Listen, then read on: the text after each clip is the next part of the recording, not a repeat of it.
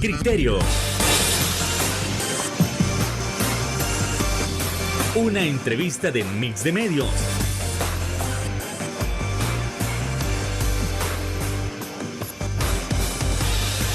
Que aborda frontalmente los problemas de El Salvador con los verdaderos protagonistas y plantea soluciones.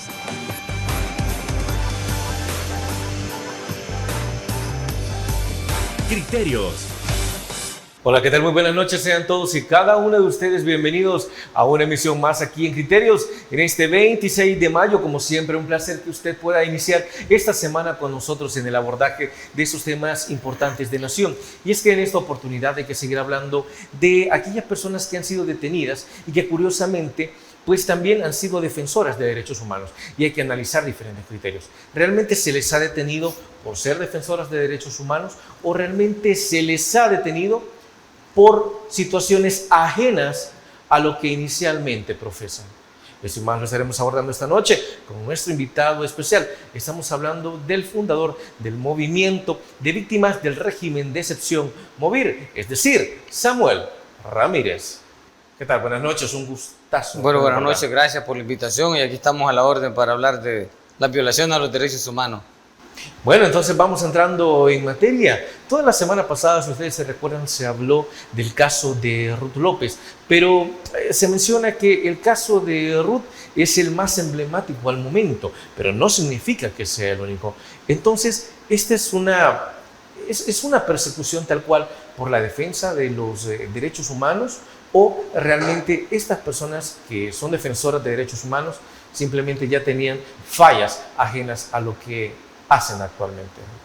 Pues yo creo que el régimen son bien inteligentes, buscan las personas que realmente son incómodas para el tema de los derechos humanos, pero también tienen el hecho de haber sido tal vez funcionaria, no de primer nivel, porque Ruth entiendo que simplemente fue asesora del magistrado, del presidente del Tribunal Supremo Electoral.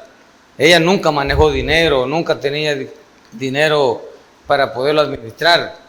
Yo creo que es una forma de confundir a la opinión pública, a la gente que no tiene mucho conocimiento de cómo funciona la administración pública, y todo el mundo dice, bueno, es corrupta, es ladrona, y por eso la han capturado. Pero el mensaje es claro para los defensores de los derechos humanos. Ruth es una persona muy reconocida, con mucho respeto, ha generado mucha confianza en sus opiniones, una persona entre las 100 mujeres reconocidas, defensoras de derechos humanos a nivel mundial. Creo yo que nunca pensábamos que alguien así podría ser víctima de este régimen. O sea, este es un mensaje que cualquiera de nosotros estamos vulnerables y no sabemos qué pueda pasar en el futuro. O sea, sí nos llama la atención. Desde MOVIR, ¿cómo se tomó la captura de Ruth?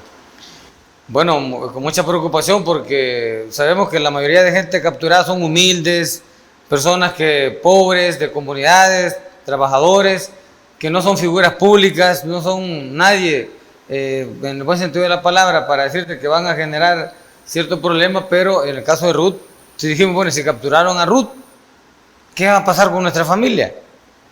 Entonces, eso es un mensaje que no hay esperanza que en este país haya justicia, haya reparación y que se corrijan los errores que se están cometiendo, porque también son cortinas de humo. O sea, hemos visto muchas cortinas de humo, desde la captura de Ruth, desde el pasaje gratis, desde el incremento al salario mínimo, para tratar de ocultar grandes escándalos que afectan mucho al gobierno. Entonces yo creo que también Ruth, aparte de ser una cortina de humo, también es un mensaje muy directo a los defensores de derechos humanos. ¿Qué se pretendía tapar con la captura de Ruth?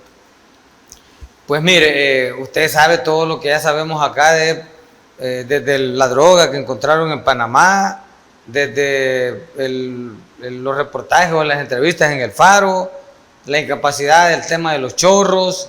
O sea, creo yo que y Bukele es una persona muy experta en redes sociales. Él está monitoreando las redes y ve cuando una información se viraliza tanto y genera cierto descontento en la población, que incluso lo sigue a él.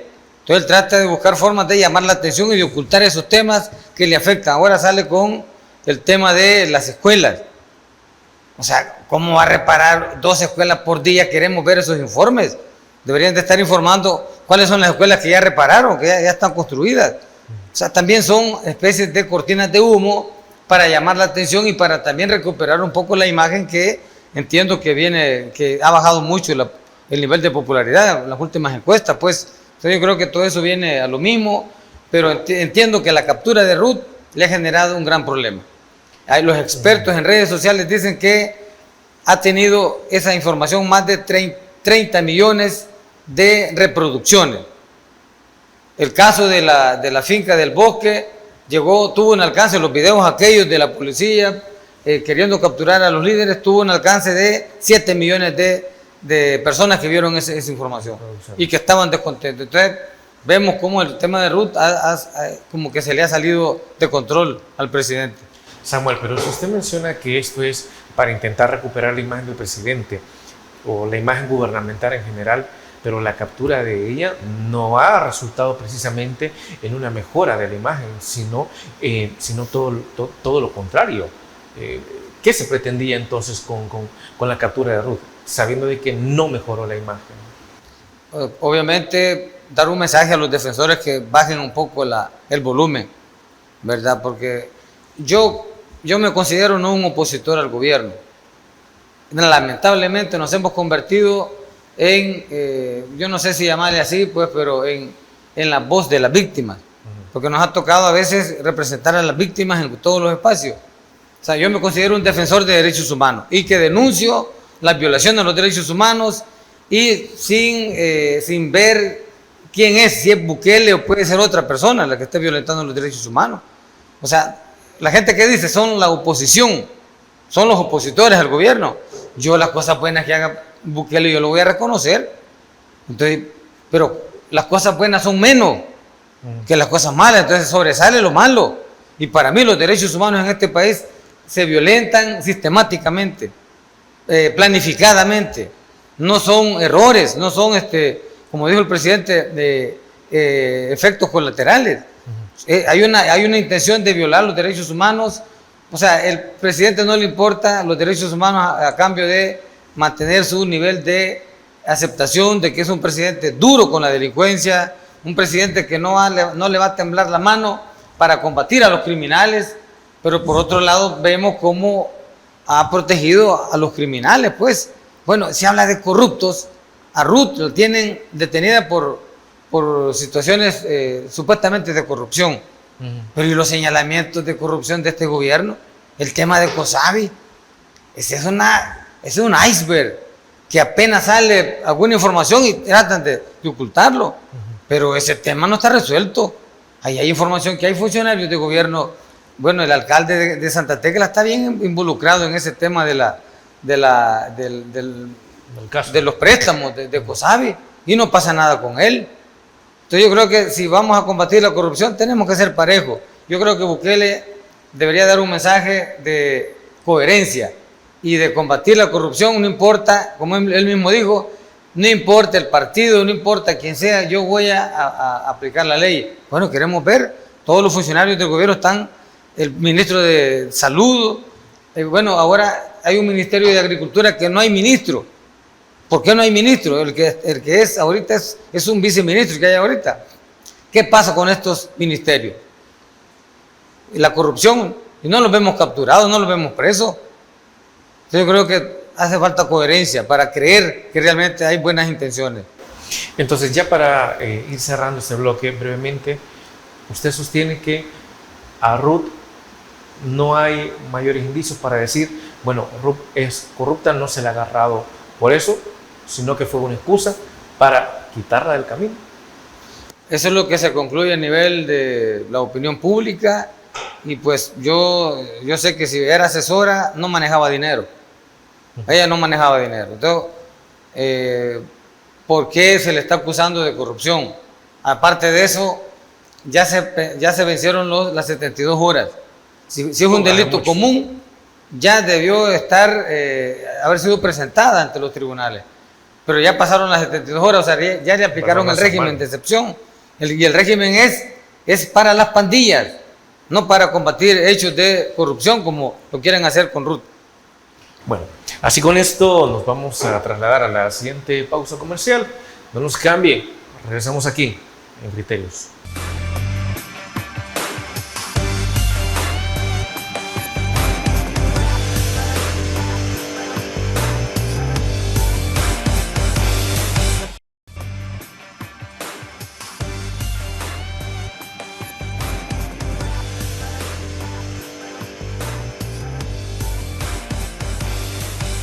Gracias por continuar con nosotros y estamos dialogando con Samuel Ramírez, quien es fundador del Movimiento de Víctimas del Régimen de Excepción, sobre la persecución de algunas de las personas, especialmente lo que ha sucedido con Ruth López. Pero ¿será que en Movir, dentro de la misma organización, hay muchos más afectados o hay gente que ya comienza a tener un fuerte temor de que le pueda pasar algo? Por favor. Bueno, mire, yo como Movir, pues tenemos solvencia moral para decir que defendemos inocentes. El mismo presidente de la República tiene 258 expedientes de 258 personas capturadas sin el debido proceso, sin orden de captura. Se los hemos llevado a su despacho para que él los revise personalmente y se dé cuenta que lo que estamos nosotros denunciando no es mentira, pues no es ganas de joder, como puede decir mucha gente. O sea, ahí en esos paquetes van arraigos de personas que son buenos trabajadores, constancias laborales, constancias de estudio, van cartas de libertad, van constancias de médicos que las personas están con enfermedades terminales. O sea, creo yo que hay suficiente información como para declarar inocente a estas personas. Entonces, no tenemos que ocultarle nada a nadie. Nosotros lo hacemos de cara a la opinión pública, de cara al pueblo, todo lo que hacemos. Sin embargo, creo yo que hay buenas noticias. A la gente le están llamando de parte de Casa Presidencial y les dicen, mire, le llamamos desde, tal vez no desde Casa Presidencial, pero desde la PGR, para invitarlo a una reunión para conocer el caso de su familiar, porque tenemos entendido que usted mandó, dentro del paquete que llevó Movir, iba a su caso. Entonces le están llamando a la gente y me están informando que son muchas personas que les han llamado. Ahorita muchos están en la PGR recibiendo esa información. Entonces yo creo que hay alguna intención de dar señales de que este gobierno puede hacer algo por las víctimas. Pero yo quisiera ver libres a esas personas, no solamente que les estén llamando. Libres las personas que no tienen nada que ver con las pandillas, porque lo que Movir ha planteado es gente que se comprueba que son inocentes. Igual se lo presentamos a Andrés Guzmán. Andrés Guzmán yo siento que tuvo alguna voluntad de resolver. Y cuando se vio con esa impotencia de no poder dar señales de que algo bueno iba a hacer, porque Andrés Guzmán lamentablemente no hizo, que yo no reconozco nada bueno durante su gestión para las víctimas. Y quiso hacer algo, pero no lo dejaron. Y mejor prefirió quizás renunciar para no seguir siendo una tapadera de las violaciones a los derechos humanos. ¿Cómo reaccionaron ustedes ante la renuncia del comisionado para derechos humanos? Nos llamó la atención porque con él teníamos un pequeño entendimiento. Al menos nos comunicaba por correo electrónico para decirnos, miren, el caso de Movir lo estamos analizando, ya estoy viendo con los diferentes tribunales para que agilicen las audiencias, y ahora que él se va, ¿cómo quedan esos casos? Volver otra vez de cero. Entonces yo creo que hoy Casa Presidencial pues es la que nos tiene que resolver. Y espero que esas llamadas a las víctimas no solo sea para seguir prolongando más el tiempo. La gente quiere resultados. Lo único que me parece que no es justo ni es correcto es que le están pidiendo a la gente ahora arraigos imposibles de cumplir. Piden que todos los privados de libertad, que se presumen que son inocentes, deben de tener constancias laborales de empresas formales. Muchos eran personas que trabajaban en el campo, jornaleros, cuidando vacas o cultivando la tierra. Otros eran jóvenes en talleres de mecánica que tampoco no estaban registrados. Quieren que las personas comprueben que eran casados y que tenían sus casas o sus propiedades. Como un joven en este país tan pobre, la gente va a tener carro a los 18, 19 años de edad. Yo creo que son excusas quizás para no dar la libertad a estas personas. Incluso ahora la PGR nos están negando las solicitudes de antecedentes penales, porque ya se dieron cuenta que de los 258, todos se comprueban que son capturas arbitrarias, sin el debido proceso, porque son personas que no tienen delito cometido. solamente por el delito es agrupaciones ilícitas. Y la agrupación ilícita es ambigua, no se sabe cuál es el delito cometido. Claro, entonces como tal, desde Movir, volviendo al punto inicial, ¿sí hay personas que se han salido del movimiento por temor, por miedo? ¿O hay más personas que se han intentado unir al movimiento? Fíjese que sí, a Movir nos buscan miles de personas. Unos se quedan, otros se van, porque yo sí soy claro y les digo, mire, si no luchamos, si no nos organizamos, no vamos a lograr nada. En este país no funcionan los abogados defensores, no funcionan, el proceso judicial no funciona, el Estado de Derecho en este país no funciona. Entonces, ¿qué nos toca? Es la denuncia pública. Y nosotros le hemos demostrado que a pura denuncia hemos liberado personas. Sin embargo, son casos emblemáticos como personas con cáncer en una fase terminal que están hospitalizados. Esas personas sí las hemos logrado liberar a pura denuncia. Pero con aquellas personas que no están enfermas, pero que son inocentes, que siguen guardando prisión, todavía no logramos, a pesar de las denuncias que estamos haciendo. Yo creo que Nayib Bukele, pues, siento que tiene una papa caliente. Sabe que tiene una gran presión internacional, una gran presión nacional, que ya no puede ocultar que hay miles de personas inocentes guardando prisión. Yo creo que, así como ha anunciado construir 2 escuelas por día, debería decir, vamos a liberar 10 personas inocentes por día. Y yo creo que eso sería una gran noticia para las víctimas, para la familia. Sí, sería una situación bastante compleja, pero como usted dice, tal vez es una situación más de voluntad de parte de la administración, ¿es así? Yo creo que es voluntad, porque al final el presidente Bukele tiene todo el control. Él puede dar órdenes a un juez, y eso lo vimos con la comunidad del Bosque. Un proceso judicial que ya había orden de desalojo de la comunidad. O sea, en un país donde funciona el Estado de Derecho y donde las cosas se hacen en base al derecho, el presidente no puede dar una orden a un tribunal para que suspendan un desalojo, porque el juez es el que tiene las pruebas y los abogados defensores o acusadores. Pero vimos ahí de que si el presidente dijo, ordeno al juez que lleve el caso, que suspenda el desalojo. Entonces ahí nos damos cuenta que el verdadero poder en este país está en el presidente de la República, sobre la Corte Suprema de Justicia, sobre la Asamblea Legislativa, sobre todo poder en este país está la figura del presidente Nayib Bukele. Bueno, ahora, ¿ha habido amenazas para intentar deshacer el movimiento? Mire, ¿De parte de las autoridades o de parte de otras estructuras? Mire, nosotros hemos tenido intentos incluso hasta desde la PDH a querer desmontar el movimiento Movir. ¿Con cuál argumento? Fíjese que llegamos ahí cuando estaba Polonio Tobar, que era el procurador anterior, que cuando llegó Nayib Bukele, cuando comenzó el régimen. Y a mí me querían descalificar porque dicen, bueno, si tú no sos víctima, ¿qué haces en Movir?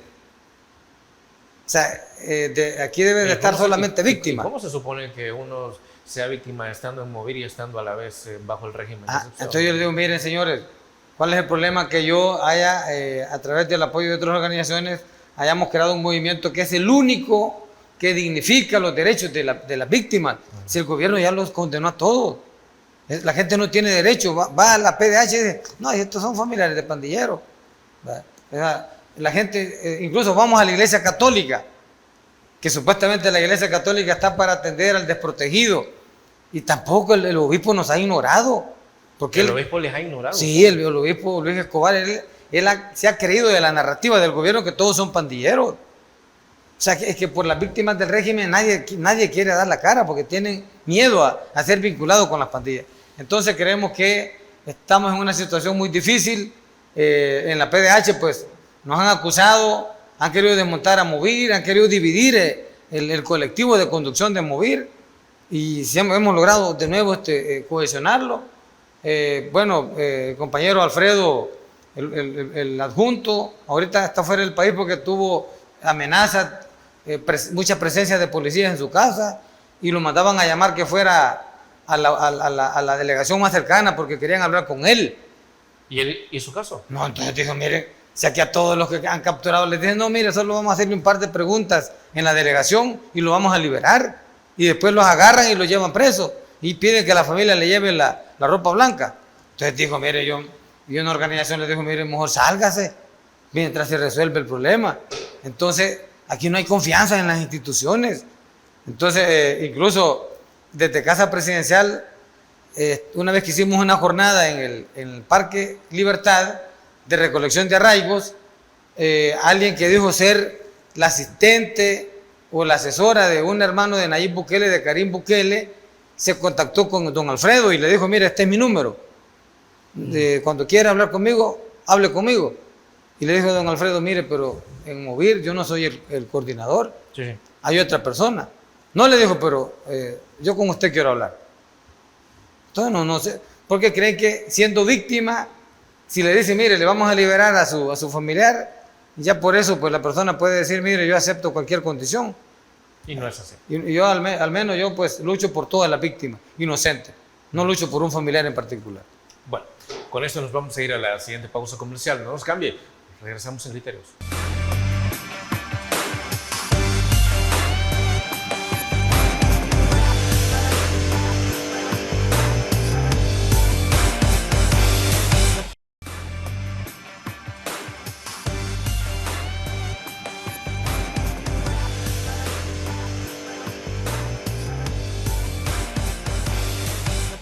Otro de los puntos importantes por analizar es las constantes denuncias a que han salido muchísimos muertos, más de 300 aproximadamente, desde los centros penales. Entonces nosotros preguntamos si Movir como tal tiene conocimiento de estos acontecimientos, que para muchos siguen siendo dudosos.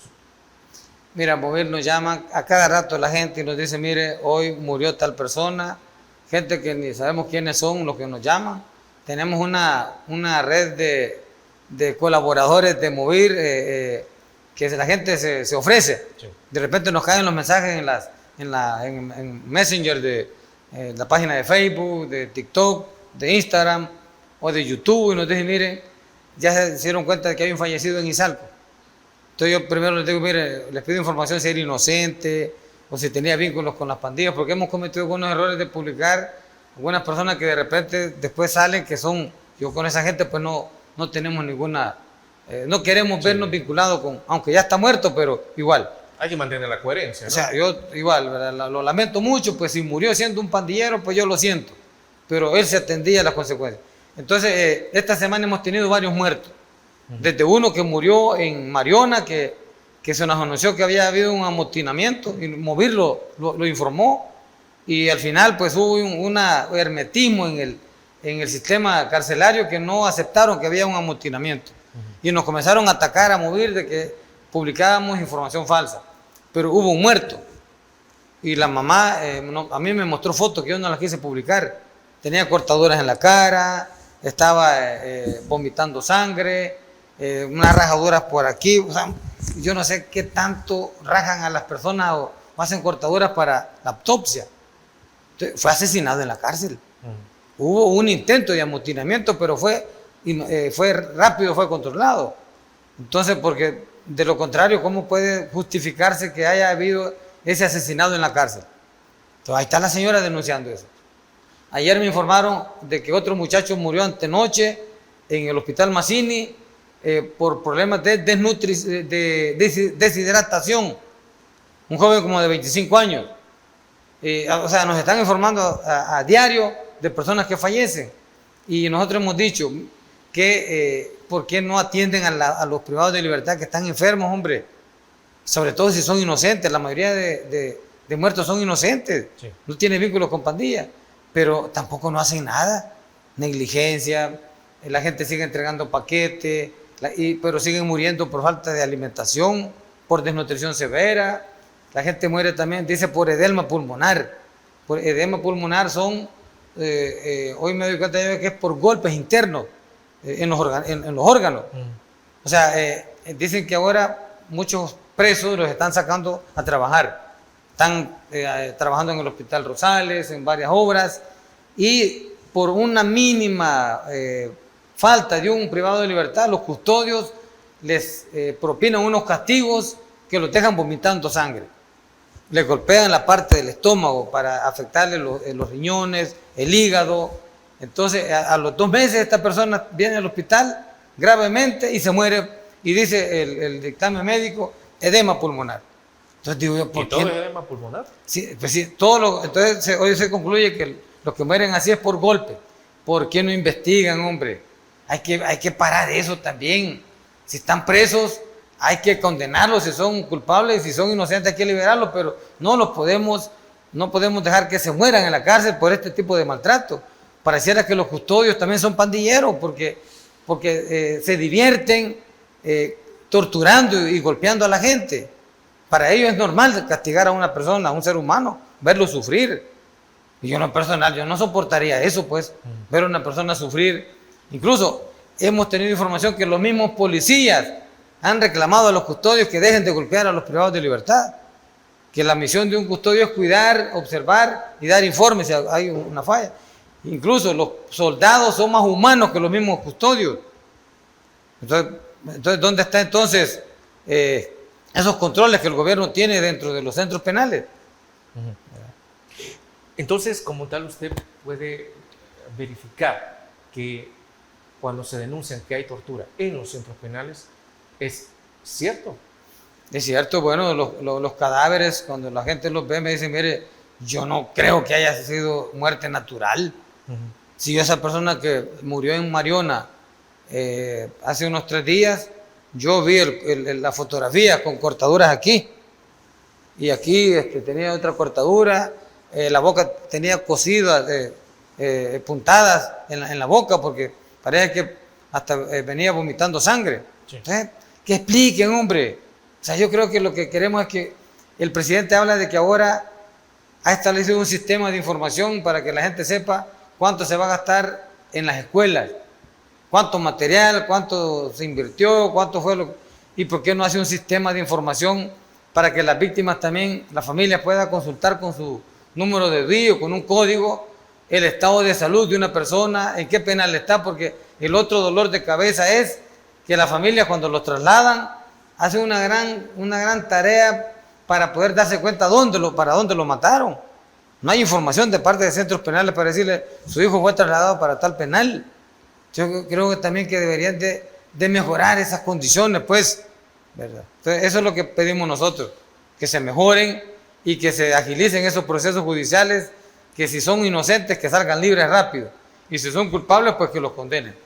Samuel, de las personas que se han logrado liberar, ¿cuáles son las experiencias que pueden comentar? Pues eso, ¿verdad? Que los llevan a trabajar. Muchos jóvenes que entiendo yo que hay un plan que se llama Cero Ocio, sí, que es para aquellos privados de libertad que fueron condenados por 10, 15, 5 años y en los últimos días los ponen a trabajar para irles perdonando días por día trabajado. Pero ¿qué pasa con los del régimen que no han sido condenados y están trabajando?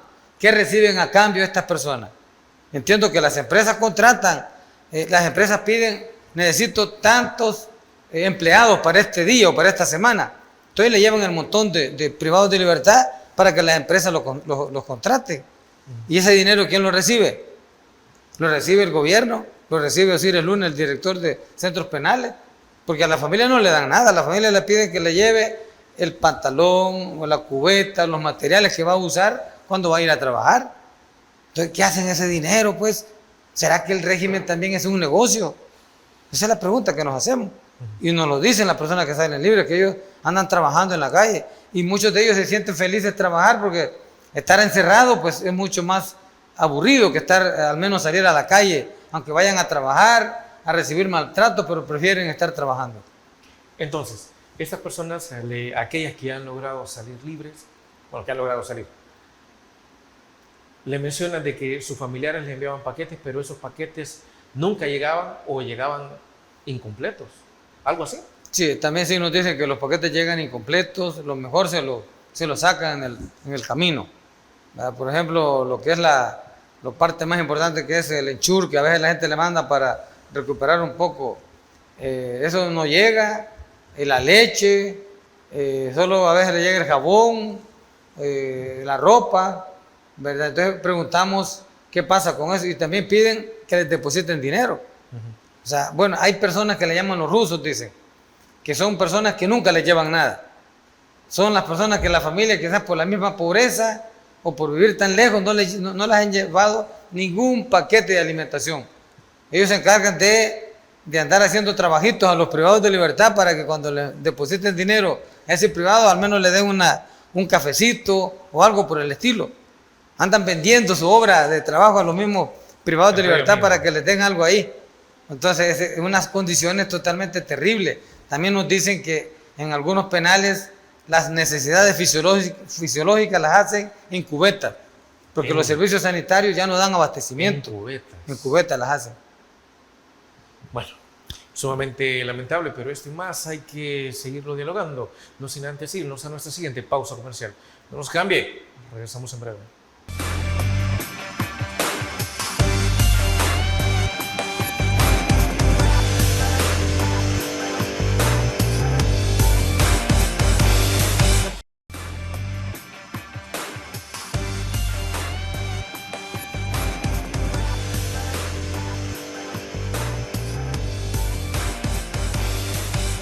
Cuando mencionamos los centros penales y se mencionan de parte de algunas organizaciones como Movir que ha habido torturas, de que tienen que hacer incluso sus necesidades fisiológicas en cubetas, realmente esto es lo que se necesita en nuestro país en los centros penales, pero específicamente en estas condiciones deben estar aquellos que no han sido condenados y que como tal no pertenecieron a estructuras criminales. Mire, es lamentable, nosotros pues venimos denunciando esas condiciones de vida dentro de las cárceles, pero sí vemos que el SECOT sí reúne todas las condiciones, ¿verdad? Amplio, agua suficiente, porque fueron a colocar el penal en una fuente de agua de las mejores en este país, ¿verdad? Que les ha limitado incluso el agua a las comunidades de la zona del Bajo de San Vicente. Entonces, ¿por qué tener en estas condiciones a Panteos, a Izalco, a Mariona, a la granja de Zacatecoluca, que es Saltepeque, a Barrios, y por tratar de garantizar las condiciones mejores en el SECOT? O sea, entonces no somos coherentes, pues. ¿Y por qué no dicen que el SECOT tiene buenas condiciones para todo? Para todo. ¿Y por qué no permiten las visitas de medios de comunicación, de periodistas independientes, de las organizaciones de derechos humanos a estos penales que acabo de mencionar, que sí no reúnen las condiciones? Bueno, tenemos la granja donde están los niños que van a dar a luz las mujeres ahí o que ya dieron a luz, bebés que hayan nacido. Ustedes también se pronunciaron por el caso de Génesis. Una niña que fue capturada de 9 meses junto con su madre, se enfermó, a los 15 meses se la dieron a la abuela, después que la abuela la estuvo pidiendo todo el tiempo, se la devolvieron cuando ya estaba en una fase terminal y murió unos días después de su libertad. Fueron a Conapina para que ellos intervinieran, y yo siento que hay instituciones que tienen voluntad de hacer algo, pero no los deja el régimen. Porque yo fui a la Conapina, fuimos en 2 ocasiones a denunciar que por qué no atendían a los niños que han quedado abandonados porque los padres fueron víctimas. Y la verdad que en la segunda vez que fuimos, vimos un buen interés en apoyar. Y yo les presenté 9 casos para comenzar, de personas niñas, madres solteras, que tienen que darles de comer, dar toda la atención, viviendo en unas casas humildes que se les moja cuando llueve, y la Conapina les está ayudando. Ya la gente ya me dijo a mí: mire, don Samuel, yo estoy agradecido con Movir y con la Conapina, porque qué bueno. Conapina nos ha llamado, nos dieron un bono alimenticio, nos llevaron láminas, nos llevaron unos catres, colchas, utensilios de cocina. Entonces, vaya, digo yo, qué bueno, hombre, yo, si el gobierno hace algo bueno, yo lo voy a reconocer, y yo reconozco a la Conapina por ahora, que al menos los casos que le presentamos, la gente está satisfecha del trato que le están dando y el apoyo. O sea, no era cierto que el temor que teníamos de que iban a ser perseguidas, porque también la Conapina tenemos casos que ha perseguido a familiares solo porque sus hijos andan en las marchas, porque sus mamás o sus abuelas no tienen con quién dejar a los hijos, y los niños andan en las marchas pidiendo la libertad de sus padres. Pero con esta gente que hemos reportado para el apoyo, no ha habido ninguna señal de que quieran perseguirlos, acosarlos o quitarles los niños. Yo en eso sí quiero ser bien claro. Ahora, ¿ustedes han tenido apoyo o se han comunicado con organizaciones internacionales que les puedan decir, mire, nosotros también queremos llevar los casos, nosotros también queremos analizar, revisar, investigar? Mire, nosotros, Movir, nos hemos reunido con una infinidad de organizaciones internacionales, personalidades que vienen al país. Desde que están allá en sus países nos dicen, miren, hemos contactado a Movir, queremos reunirlos con el coordinador y con algunas víctimas para que nos den su testimonio. Hace poco nos reunimos con una persona que no recuerdo el nombre, pero él fue de los observadores de la paz en El Salvador en aquel proceso de paz de 1992. ¿Qué le comenta? Él vino y me dice que le preocupa que hace poco firmaron la paz de la guerra que tuvimos en los 80 y ahora pues estamos volviendo a una situación parecida, pues, donde se violentan los derechos humanos. Es cierto que no se masacra a la gente como en la guerra, pero se meten presos. O sea, tampoco eso no se vale. Entonces, hablamos de esta situación y le dimos los testimonios de las víctimas. Quedó asombrado de lo que pasa en el país. Este señor es un peruano que incluso fue candidato, creo que a la presidencia de la República en el Perú. Y estaba de verdad muy alarmado con lo que pasa en el país. Y así con otras personas. Ellos también confirman que ha habido casos de tortura, tienen la misma línea de que ha habido persecución hacia defensores de derechos humanos. Por toda la información que ellos tienen, sí, por eso les preocupa mucho lo que pasa en el país. Yo le pedí a él, mire, vaya, hagan una visita a las cárceles de este país, pero tampoco no les dan permiso para que vayan. O sea, aquí la única institución que puede entrar a las cárceles es la Procuraduría de los Derechos Humanos. Pero me dicen los trabajadores ahí que también ellos tienen limitados las visitas, ¿sí? Porque les dicen aquí sí, pero aquí no. Y me dicen los privados de libertad que salen libres, a nosotros nos preparan, cuando va a llegar alguien a hacer una visita a un penal, los preparan. Y ¿Cómo les dicen, los preparan? bueno, les dicen, miren, van a venir a hacer una inspección. Queremos que estén ordenaditos, que no sé qué, que no sé cuánto, porque no queremos quejas después. Igual creo que también puede, la que tiene acceso también a los penales es el CICR, la Cruz Roja Internacional. Ellos pueden ir a verificar la salud de algún privado de libertad que se comprueba que está enfermo, pero hasta ahí, nada más. Pero me llama la atención eso que menciona, que cuando le han dicho que les preparan cuando alguien va a llegar, pero ¿de qué manera les preparan? ¿Qué se supone que les dicen? Me imagino que no sé, quizás que muestren una cara de alegría quizás y que no vayan a hablar con nadie. Porque si les dicen no vayan a hablar con nadie. Y lo han dicho los que han salido libres. O sea, Nero Samuel me dice, cuando hay visitas nos preparan a nosotros con tiempo. Que no vayamos a hablar en mal del régimen y por lo menos que esté bien aseado, ordenadito, los privados de libertad, ¿verdad? Los llevan a los lugares donde no hay falta de agua, donde no hay cubetas para hacer las necesidades fisiológicas. O sea, nadie tiene que comentar esta situación, pues, o de los maltratos que reciben ahí, sí, o de la alimentación, que hubo un tiempo que dicen que pasó que más de, no sé si dos semanas, que no les daban, no llegaba la comida porque tenían problemas con la empresa. Parece que por falta de pago. ¿Y qué comían entonces? ¿Cómo lo bueno, parece que les llevaron hasta una comida arruinada de otro penal. O sea, se dan ese tipo de situaciones por falta de pago. Las empresas no dan el servicio de alimentación. Igual como no le pagan a otras empresas que dan otros servicios al Estado, pues.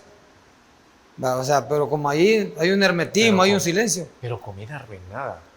Creo que en Apanteo les llevaron comida arruinada y se dio una infección generalizada en los privados de libertad. Eso es lo que nos dicen la gente que ha vivido ahí, que ha estado ahí. Pero eso no es una forma de tortura también. Por supuesto que sí.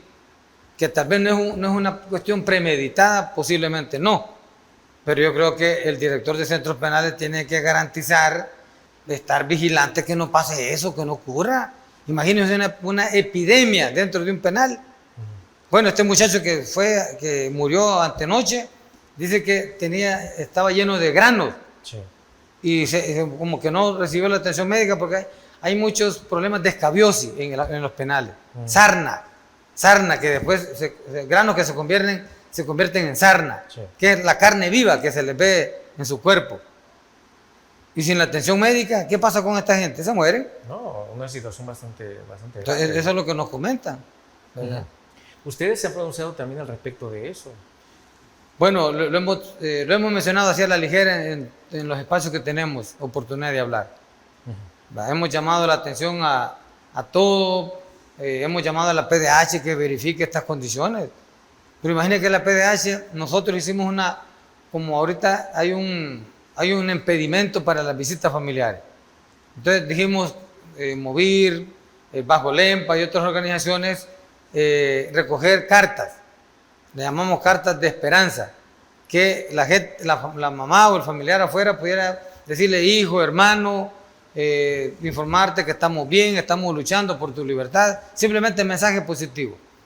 Revisamos esas cartas nosotros, el contenido, que no fuera a llevar alguna situación de riesgo, y se la llevamos a la PDH. Sí. Hace poco llamó a la PDH y nos dice, miren, señores, nosotros no podemos garantizar entregar estas cartas a los privados de libertad. Devolvieron las cartas. Entonces, ¿ahora quién vamos a buscar si no es la PDH? Claro. Y Andrés Guzmán ya renunció. Entonces, se nos están cerrando los espacios. Sumamente lamentable. Bueno, nos trasladamos a la siguiente pausa comercial, no nos cambie. Regresamos en Criterios.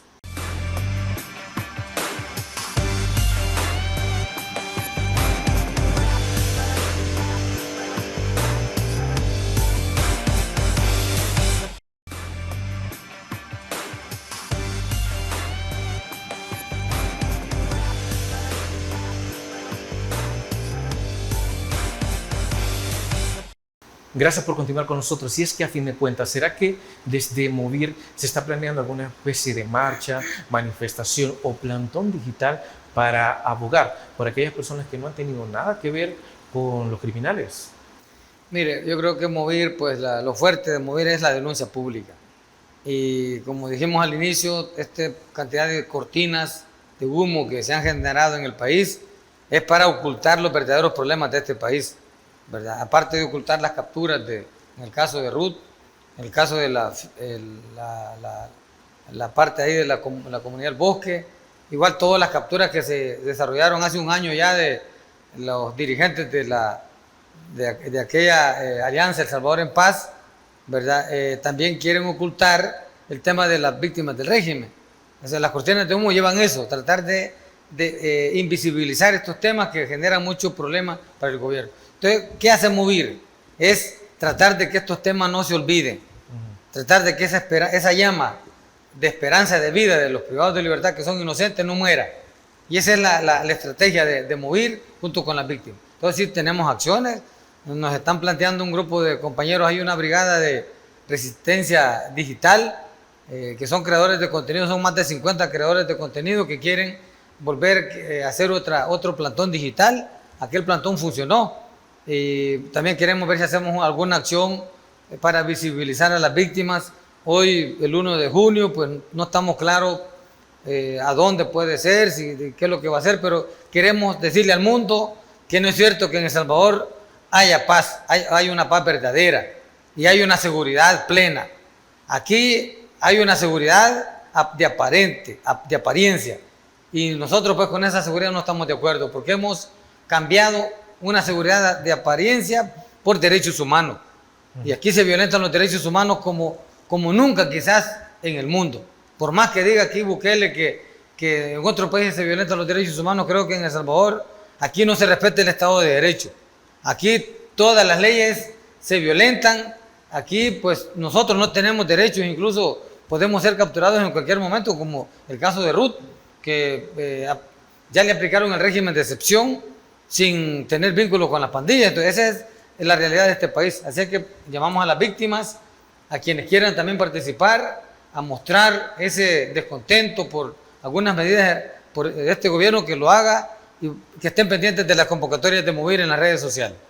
Bueno, con esto hemos llegado al final de Criterios. Nos vamos sin antes agradecerle a Samuel Ramírez por habernos traído esos análisis en torno a la persecución de las personas defensoras de derechos humanos y a otras acciones que ustedes han intentado hacer en estos días. Esperamos tenerlo próximamente. Gracias, buenas noticias. Gracias a Mix de Medio, también a Agape TV, a ti también por esta oportunidad, porque también los espacios mediáticos se nos están cerrando. Vemos cómo varios medios se están transformando para tratar de no abrirse mucho al tema de las víctimas del régimen. A nosotros nos ven, somos el patito feo de una parte de esta sociedad salvadoreña, pero también somos la esperanza para un gran sector de población que ven en nosotros que sí se puede luchar y que sí se puede decir la verdad a pesar de las consecuencias. Bueno, así con esto hemos terminado Criterios. Damas y caballeros, gracias por habernos sintonizado esta noche. Recuerde, el criterio más importante lo tiene usted. Descanse. Feliz noche. Criterios. Una entrevista de Mix de Medios.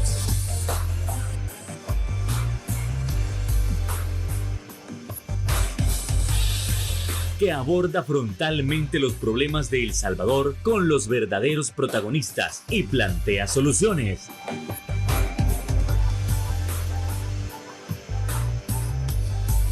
Criterios.